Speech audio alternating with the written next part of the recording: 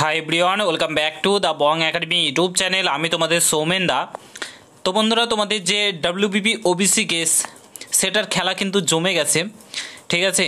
মানে খেলা জমে ক্ষীর, যার জন্য তোমরা এতদিন ধরে অপেক্ষা করছিলে যে তো কবে তোমাদের এক্সামগুলো কন্ডাক্ট করাবে। যে recommend to the post of constable in West Bengal police 2024, তারপর recommend to the post of constable lady constable in Kolkata police 2024, তারপরে তোমাদের এসআই, এই যে তিনটে রিকমেন্ড, তারপরে নতুন নোটিফিকেশান, এগুলো কবে প্রকাশিত করবে। কারণ ওবিসি কেসের জন্য রাজ্য সরকার এত বছর ধরে, ঠিক আছে, এতদিন ধরে 1.5 বছর 2 বছর ধরে সমস্ত কিছুকে আটকে রেখেছে।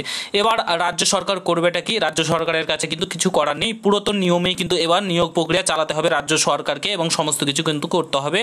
কোর্টের কিন্তু রায় চলে এলো, ঠিক আছে। পুরো ভিডিওটা দেখো, সমস্ত কিছু তোমাদেরকে বলছি। চ্যানেলে নতুন হলে অবশ্যই চ্যানেলটাকে সাবস্ক্রাইব করে পাশে থাকা বেল আইকনটাকে প্রেস করে দেবে। যখনই আমি নতুন ভিডিও আপলোড করবো তার নোটিফিকেশন সর্বপ্রথম পেতে অতি অবশ্যই চ্যানেলটাকে সাবস্ক্রাইব করে দেবে। অন স্ক্রিন তাও আমরা দেখতে পাচ্ছ, এটা আজকের আর্টিকেলে প্রকাশিত হয়েছে। ওবিসি জট 2009 লিস্ট মেনে ভর্তি, ঠিক আছে। তোমরা বর্তমানে জানো এখন এইচএস হয়ে গেছে, রেজাল্ট প্রকাশিত হয়ে গেছে, এবং তারপরে ভর্তির প্রক্রিয়া শুরু হয় কলেজে। তো এই ওবিসি কেসের জন্য কিন্তু কেউ ভর্তি হতে পারছে না, এবং রাজ্য সরকার কিছু বলছে না কীভাবে তোমার ভর্তি করবে, কীভাবে কী করবে ওবিসি। কারণ কাস্ট সার্টিফিকেটের জন্য ভর্তি করতে পারছে না, কারণ 12 লক্ষ ওবিসি বাতিল হয়ে রয়েছে। এবার রাজ্য সরকার তো কিছু বলছে না, কারণ মুসলিমদেরকে তো, যে মুসলিম ক্যাটাগরি রয়েছে যারা বাদ গেছে তাদেরকে তো ওবিসিতে ভর্তি হবে, নাহলে তো ভোট ব্যাংক তিনি পাবেন না। তার জন্য কি হয়েছে, তিনি ভর্তির প্রক্রিয়া চালু করছেন না, মানে একদম পিছিয়ে দিচ্ছে, শিক্ষা ব্যবস্থাটাকে যা ইচ্ছা তাই করে নিয়েছে।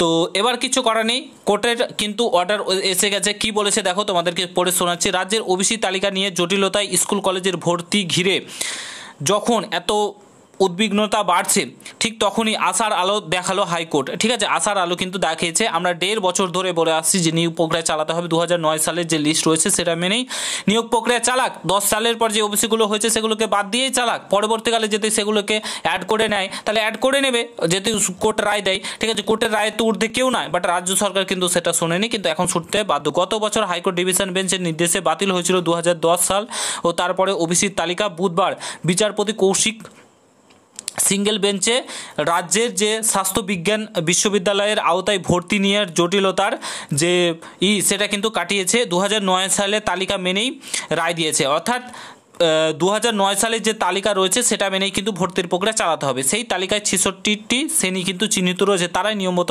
সংরক্ষণের সুযোগ পাবে বলে জানিয়েছেন সিঙ্গেল বেঞ্চ, ঠিক আছে। 1977 ও 2001 সালের সরকারি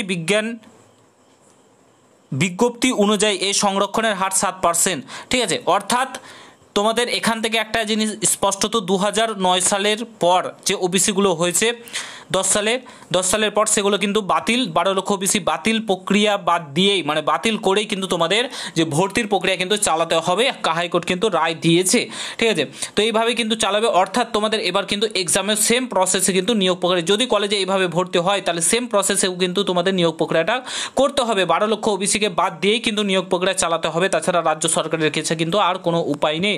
রাজ্য সরকার এখন মানে একদম চারিদিক থেকে ফেসে গেছে। এটা রাজ্য সরকার চারিদিক, মানে পশ্চিমবঙ্গটা যা ইচ্ছা তাই করেছে।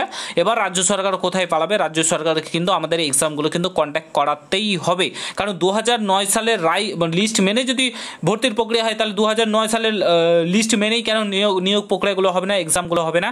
এটাই সবচাইতে বড় প্রশ্ন কিন্তু থেকে যাচ্ছে। আশা করি তোমাদের নিয়োগ প্রক্রিয়া এবার শুরু করবে রাজ্য সরকারের আর কোথাও পালাবার জায়গা নেই। এই ওবিসি কেসের নাম দিয়ে কোনো কিছু নিয়োগ প্রক্রিয়া বন্ধ রাখার কিন্তু জায়গা নেই, এটা স্পষ্টত সিঙ্গেল বেঞ্চ কিন্তু রায় দিয়েছে, ঠিক আছে। আশা করি তোমরা বুঝতে পেরেছো। এই গুড নিউজটা যদি ভালো লাগে প্রত্যেকের সঙ্গে শেয়ার করো।